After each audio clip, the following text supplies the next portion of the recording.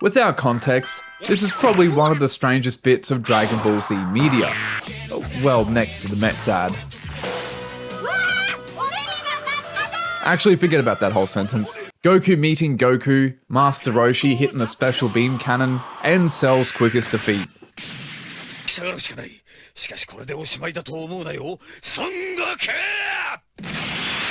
Why does it exist? Well, if you ever wondered a question I'm sure many of us have, what if they turned a telephone into a gaming console? Well, that would be the Terebikko. And if you're wondering, how on earth does a console like that work? Well, welcome to this Dragon Ball Z special. Gather together, Goku's world. The setup was pretty simple. The game came on video and the console plugged into your VHS player. The characters would ask a series of questions, and to progress, you would press one of the 4 buttons. Pretty simple. Even Mario got a game on this thing. But I mean, if that's all there was to this OVA, I would have just said read the wiki. So let's actually dive into this thing and who exactly put it together. So the cover art is by Junya Furusawa. He's behind many iconic pieces of promo art that you've no doubt seen. As for the actual thing, the start is pretty simple. Goku sleeps, but Gohan wakes him up with a capsule. And the two talk to the player through the phone. Pretty much whenever this little character comes on screen, that's when you're meant to pick it up. Then we get the episode's title card. Dragon Ball Z Atsumare Gokū Wārudo. The crew meet up, Roshi is booted out of the plot immediately, he'll have his get back later, and they all fly off and time travel seeing past events. Now the animation director is Naoki Miyahara. If you've seen this image, which seems to have made it onto every Dragon Ball Instagram aesthetic page, well, he's the animator behind it, as well as many other iconic scenes like Gohan's Super Saiyan 2, transformation, Gohan punching a hole in Bojack, and many more. The way he got onto Z though was a little unusual than the rest of the animation team. You see, after seeing Dragon Ball Z's first movie, Miyahara seemed to be so impressed by its visuals, particularly by its director Daisuke Nishio, that he used his connections at Toei to get him on the show. And so at age 25 he joined the series with the Namek arc, albeit uncredited at first. And initially, the quality of his drawings was fine, but still rough around the edges. But Miyahara locked in quick, bringing quite a refined style to the series, on par with Z's best like Tadayoshi Yamamura and Katsuyoshi Nikatsuru. His action animation though was really solid from the start, especially considering he didn't really have any experience doing it before, at least going off credits, and would be placed on the movies pretty much immediately. Anyways, backstory aside, this possibly is his first time working in the animation director position. What this job means is that you essentially supervise the drawing quality and animation, as all the key animators' drawings will have to be checked by this person first, and thus they kind of set the art style and aesthetic to the episode. Getting back to this episode though, we get a cool what if moment of Goku meeting his younger self. It seems he really didn't take that warning too seriously. Have to say, Miyahara does a great job at channeling the older, chubby designs from that era, especially since he wasn't around then. Everyone then drops into the 21st World Martial Arts Tournament, or Tenkaichi Budokai for those who don't like me using dub names, with the questions centered around who Jackie Chun is. And there's a lot of classic moments reanimated. What's even cooler though is that they're done by the same guy who did most of those original scenes. One of the franchise's top action animators, Naotoshi Shida. I'm sure I don't need to give him a big introduction. And much like I went over in the last video, he does a lot of animation for the special as well. Going off the ear shape, his first cut seems to be when Trunks is giving Goku that warning. And thanks to Luke, a Dragon Ball collector, we've got Shida's original drawings and layout. I think my favourite part of his work animation wise here is the rotation of buff Roshi. Even in Z, he couldn't seem to get enough of those. Now, unlike Miyahara, Shida is definitely in Z mode with his drawings going for that very defined and blocky anatomy, in contrast to the rounder and simpler shape design of the original Dragon Ball series. There's also some more Shida Gengar of Roshi doing the Taiyoken or Solar Flare in the dub. And maybe I'm alone in this, but I personally really like these character moments like where Trunks asks about the tournament results, or getting excited over seeing his father's past. It's nothing big, but it's fun seeing him react to past arcs. Anyways, Roshi finally gets his moment to shine.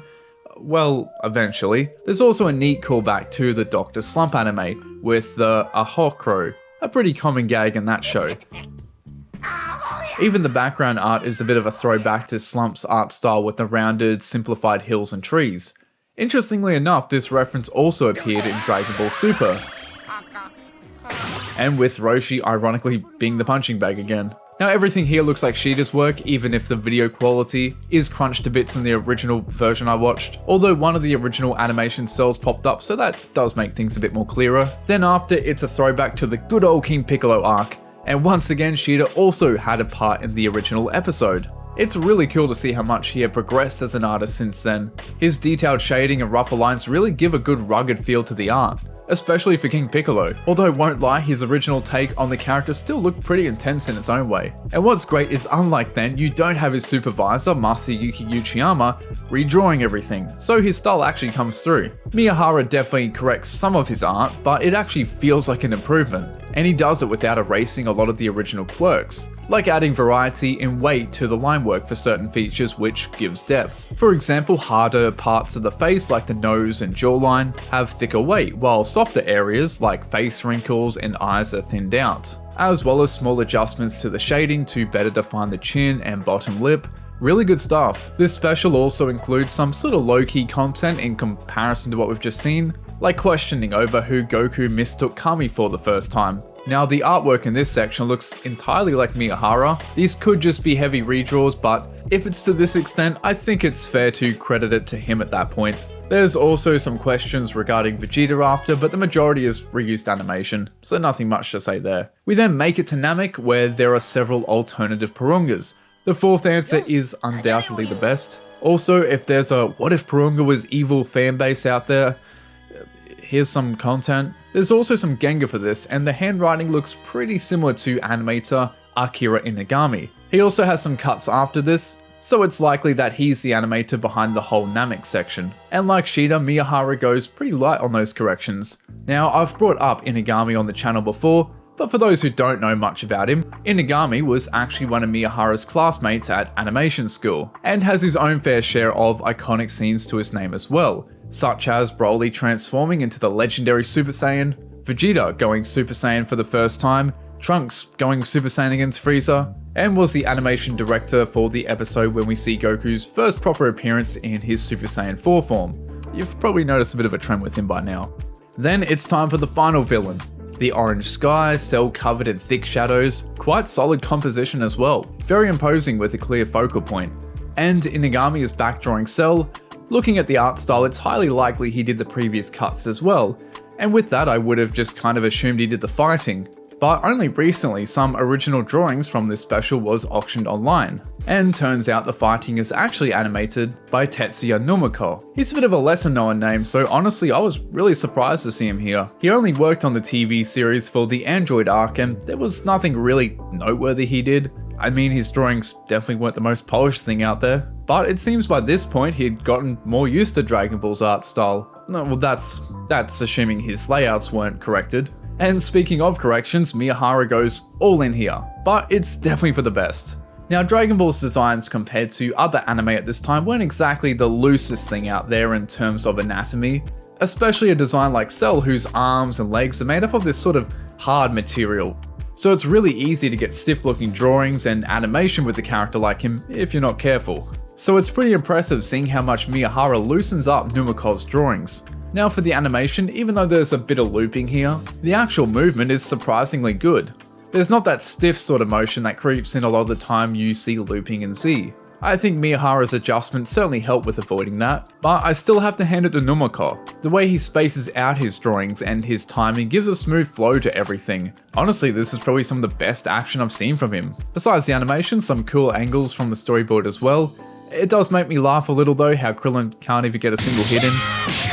Goku then goes Super Saiyan, and the fighting fits into the example I was just kind of giving of typical looped animation in Z. The motion is sort of choppy, linear and stiff. But besides that, it's time for the final quiz. This is probably one of the more, I guess, challenging questions, and for whatever reason, the game doesn't actually confirm the correct answer. Goku just punches Cell, although the way it's framed doesn't actually show who the fakes were. But don't think this is over, Goku, says Cell before he flies into the sunset. Probably the most out of character line in the episode, but I guess they had to wrap it up somehow. Goku hints to the player then that the next time Cell appears, they'll defeat him for sure.